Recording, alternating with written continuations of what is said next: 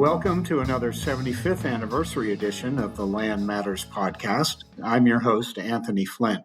Throughout the year, we're looking back at the people and places that have influenced the Lincoln Institute of Land Policy over time, and the city of Cleveland has a special place in our history. So we're thrilled to be talking to our special guest on Land Matters, the mayor of Cleveland, Frank Jackson.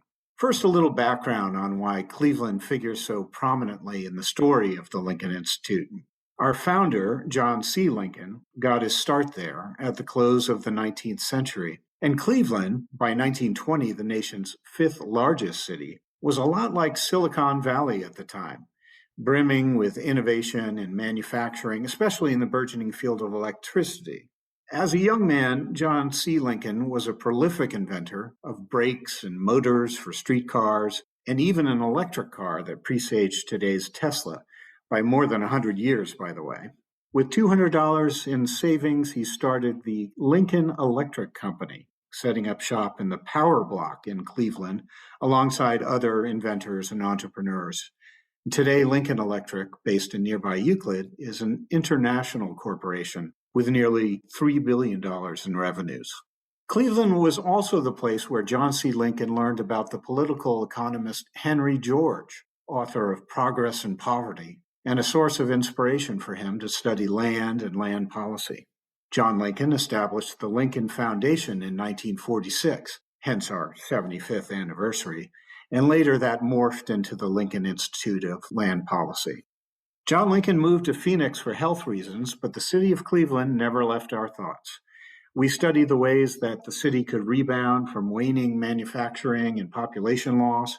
We made a film about those efforts, part of our Making Sense of Place documentary series. And today, Cleveland's continuing regeneration is a prominent case study in our Legacy Cities initiative, helping dozens of post-industrial cities, large and small, create a more equitable, sustainable, and prosperous future. So it's with great pleasure that we welcome Mayor Frank Jackson to the Land Matters podcast and Cleveland's past, present, and future. He's a pretty credible witness about all this, having served for 15 years as the city's chief executive. He's currently serving out his fourth and final term. Mayor Jackson, welcome, and thank you for joining the conversation at the Land Matters podcast. As I mentioned in the intro, at the time John C. Lincoln got his start, Cleveland was a booming place, arguably right up there with New York and Chicago. Just an incredible mix of innovation and jobs and homes and neighborhoods. Can you reflect on how that legacy has been on your mind, perhaps from time to time, as you've governed Cleveland over these last 15 years? Well, it's always good to know history so you can put yourself in the right frame of mind and perspective. And you're right, Cleveland was a booming place with the Rockefellers and all of the coming out of the Industrial Revolution. And we were ideally located along waterways, the lake and the Cuyahoga River. And as you know, at that time, commerce flowed on the water. And we were ideally located in terms of our ability to be a hub in the distribution of goods and materials throughout the Midwest. So in that sense, we reflect back on those heydays, but fully recognizing that what brought us to that moment is no longer here, and that there needs to be a re-looking at where Cleveland is now and what could position Cleveland to be in a similar situation as being a hub for economic opportunity and prosperity and quality of life. Well, we'll get to that regeneration in just a bit, and it's really quite a wonderful story. But just one additional history question. At the statue in Cleveland Public Square, former Mayor Tom Johnson is seated with his hand on a copy of Progress and Poverty by Henry George. Cleveland is, as we mentioned, where John Lincoln first heard Henry George speak. Why do you think Cleveland, just very briefly, was so receptive to the ideas of Henry George? Well, I couldn't tell you for sure. I would imagine, as you know, the body takes its direction from its head, the leadership. And I think Tom L. Johnson, being a mayor with progressive thoughts and attitude, and really with fortitude to execute and implement. So he just wasn't a conversationalist around it. He actually did things. So this transition that Cleveland was in then.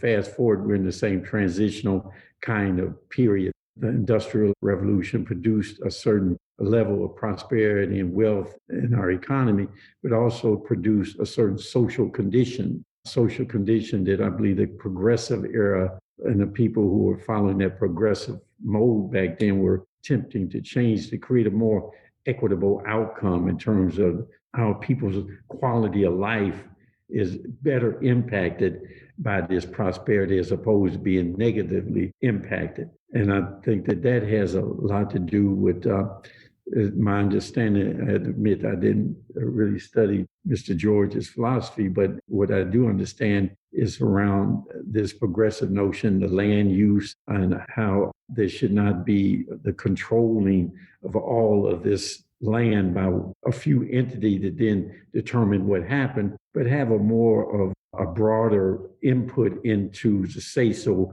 as to what happens on that land. And when you do that not just from an economic perspective, you do that from a people perspective.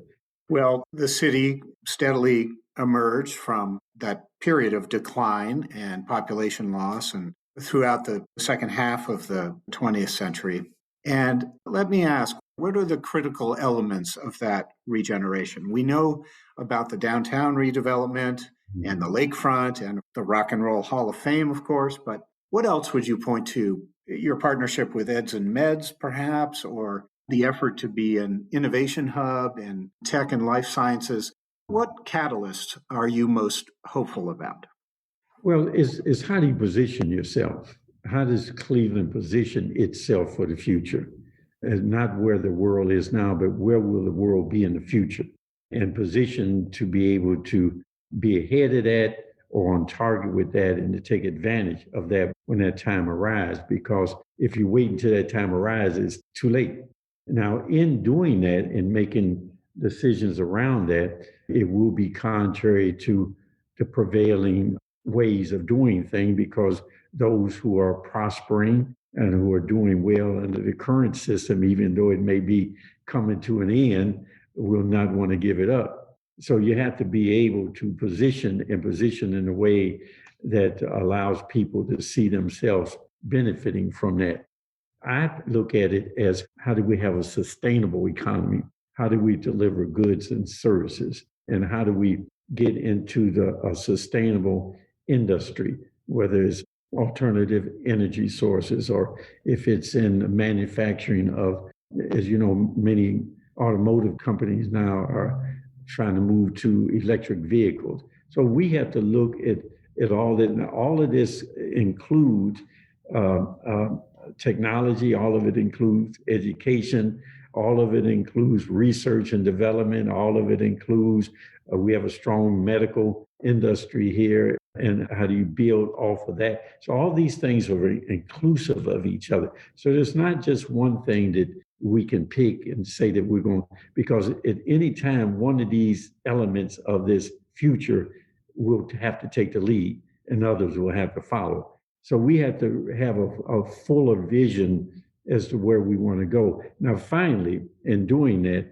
I think we need to go back to what Mr. George, I think, was talking about and what Tom L. Johnson was trying to do is to say that that is only sustainable if we have equity and if we eliminate the disparities associated with the inequities of the way in which our social, political, and economic systems function.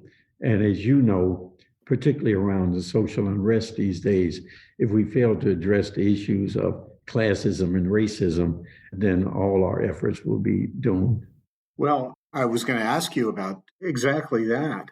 Race and economic development, very much on every mayor's mind these days, especially now that we see how the pandemic, for example, has revealed so much entrenched inequity. What would you say are some of the most effective ways that Cleveland has addressed historic segregation and discrimination and racial disparities? Well, before I answer that, let me just say that whatever we have done is not sufficient because these are institutionalized things: inequities, disparities, racism, classism. All of these things are institutionalized. So it's not a sprint or a marathon even, it's more like a relay, because you have the underlining historical elements that come into play there that are not easily given up, particularly if you have a society whose wealth and power is built off of inequities, disparities, and racism. And so they're not going to just give it up. But we've even gone to the point of declaring violence and poverty as a public health issue. We've gone to the point of establishing a new division in health around social justice and inequities and disparities. We're trying to institutionalize some things. What we also do is we attempted to work with our private sector partners to address inequity, disparity, and racism within their organizations, helping to have a better outcome in terms of contracting for goods and services with lending institutions, trying to work with them to, even though redline is illegal, but the actual practice of how investments are made and monies are lent and developments occur is basically redline. And so we try to work with them in a partnership to help them without a perpetual subsidy for private investment, to help them be able to take a risk where they normally would not take a risk. That can only happen if you allow for wealth to occur among those who have traditionally been denied wealth. If you have leadership and career opportunities with those who have traditionally been denied those opportunities. So those are the kind of things that we work on. The real thing is about what is the culture of Cleveland? How does Cleveland function? And what is its attitude towards these things? And that's a behavioral thing that bureaucracy cannot really regulate.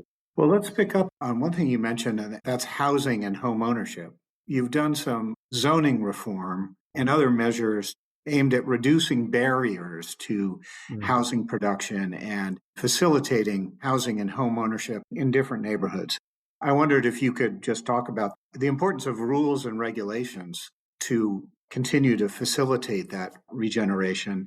And in addition, how has Cleveland made innovative use of vacant and abandoned land also as part of that?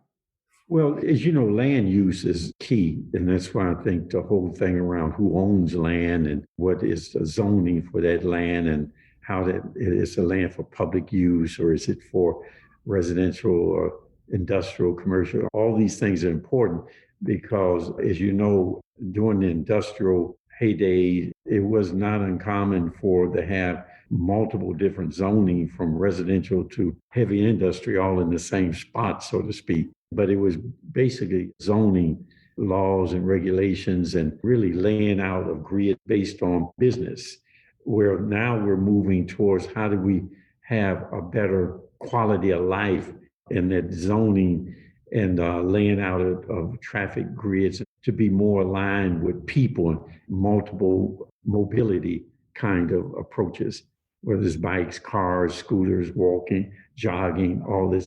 So in that context, trying to create that type of city is very important to have a zoning that will accommodate that and will accommodate it in a way that when you have the old traditional and then you have new one and they come in and they clash, how do you resolve the conflict there? Particularly if you have a density as the new way for development and investment, and they want density, which means you go up. But when you go up and you have people who live in a more traditional architectural style thing, is a complete contrast, right? And as a matter of fact, you block the view. And if the view is of the lake or the river, it's even more problematic, right? So how do we create zoning that will allow for the movement from this traditional into the demands of today and not have it just blow up? How do we have it compatible and work together? My planning director is an expert in this, and that's who I would defer to. He calls it form-based zoning, and he's done a lot of work to promote that. Now, I will say that for Cleveland, particularly under Mayor White, when Cleveland, there was no new housing development in Cleveland. Now, this was back 1990. That's when I first came into government. He first became mayor. I came as a councilman and he was mayor. And he really promoted new home construction. As a result of the negativity of federal and state policy around redlining and urban renewal, and then the social impact of riots, and then the block busting and fair housing, all this stuff resulted in acres and acres of vacant land in the central city, predominantly in African American communities. And as African Americans began to move into predominantly white communities and white people fled to the suburb, then over a period of time, you get a large amount of vacant land there. Mayor White was really a genius in this regards, and he worked with the financial institution and developers, and he created a network of neighborhood nonprofits whose primary purpose was to redevelop land for housing and to redevelop land at all price ranges that would make it affordable. I'm familiar with it because I was councilman of Central, where I still live, which probably had the most negative impact in terms of all those federal and state policies and the private sector policy on redlining and urban renewal and all of that. And so we had acres and acres of vacant land. And so we continue that today with the Recovery Act money. We're getting $511 million. And we're working with the private sector to develop tools. We're not talking about a project or initiative. We're developing tools. What we're working on now to really connect all these dots and try. A lot of that has to do with the land and with availability of land, whether it's lakefront land or is it empty office space downtown or warehouses, old industrial sites that need environmental cleanup, and not just housing, but also how do we create entrepreneurship, commercial strips, retail strips that are still have the bones. How do we bring them back and have ownership of goods and services being provided to the community by the people in that community or someone who looks like the people of that community? Well, if there's one thing that Cleveland has, it's good bones, right?